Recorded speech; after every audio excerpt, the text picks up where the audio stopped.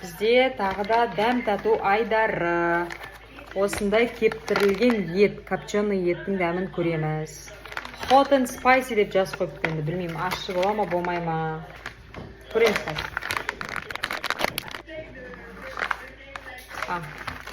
Мынандай бар екен іште. Есі колбасаның есіне ұқсап тұр.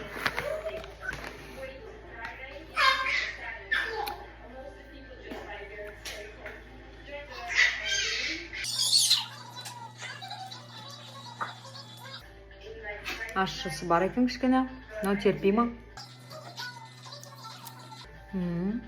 Прикольно күн. Ащы сезіліп жатыр енді. Кстати, мен Кореяға көшіп келгелі бері ащы жей алатын болдым.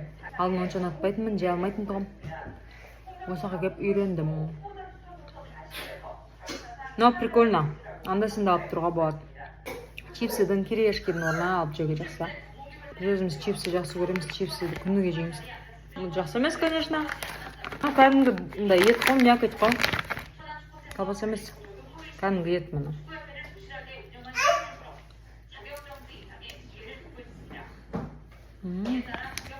Күшті күн. Попробуйте. Кореяға келсеңіздер.